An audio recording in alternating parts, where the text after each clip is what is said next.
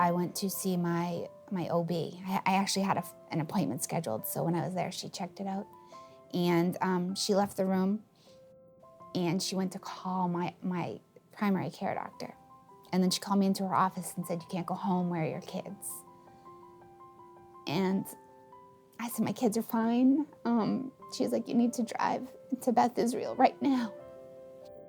And I drove to the hospital, and I had a mammogram, the first one I had ever had, because I was 37 years old. I can't do this.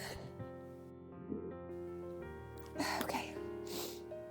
So I had a mammogram, and it certainly wasn't like a regular mammogram. I mean, she took so many pictures of me, and then sent me to another room to have an ultrasound. And then from there, I went right into like an operating room and had a biopsy. And this is all in one day. I had a biopsy of the tumor and of lymph nodes. And the doctors, the radiologists, told me, what they could. They said, "This isn't good."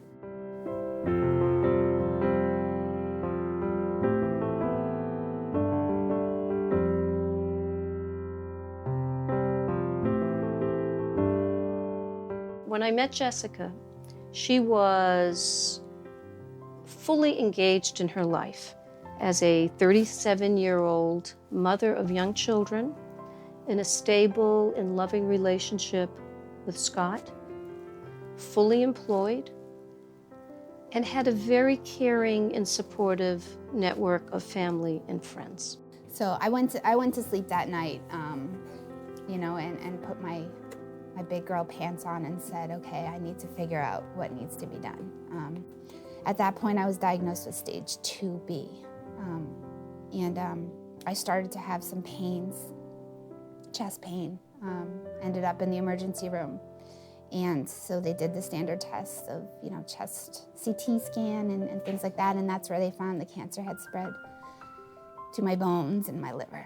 It was in October 2013. Of 2013 that I had found out that I had stage 4 breast cancer.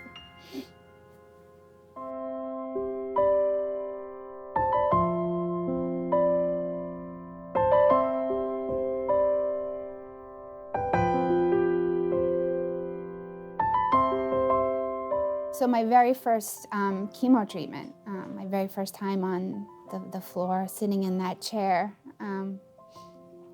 my social worker came to visit me and try and make me feel welcome, for lack of a better word, and comfortable, and told me about the Ellie Fund and what the services, they provide. And I almost immediately said, "No, thank you." I was trying to be strong and thinking that, I didn't need help. I can do this. I can do it all. I can have chemo today, and if it's 9 o'clock in the morning, I'm having chemo, and I'm home by 3 in the afternoon, I can make dinner at 5 o'clock for my family and, put them to bed and wake up the next day and get them to school. But that wasn't the case.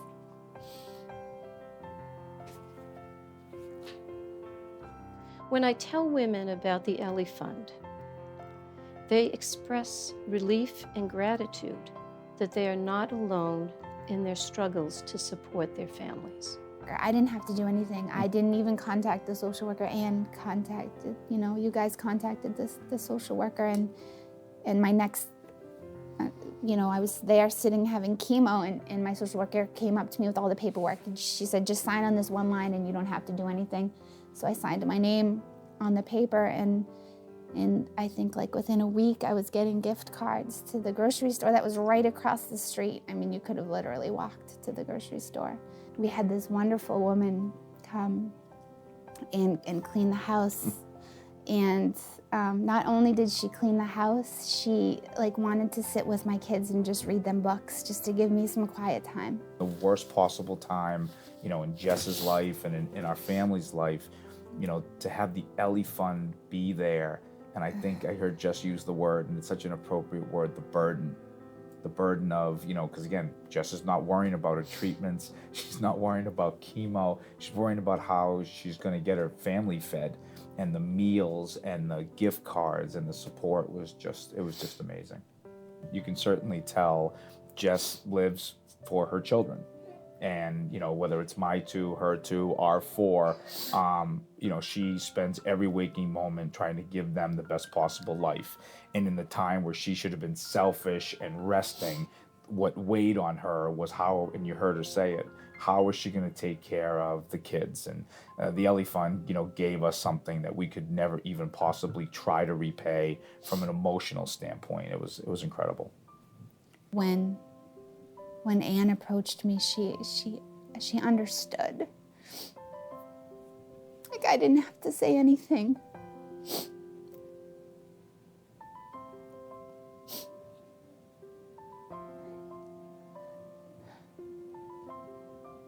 I didn't have to explain my needs or my wants or the needs of my family. I didn't have to do or say anything.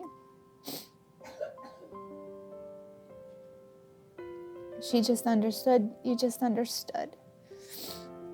I think a word that I would use is hope.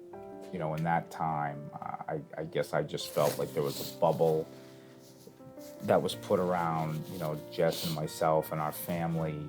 And the reality is, in the Ellie Fund, it gave us hope. And not only hope that things would get better, but hope that there was people that cared.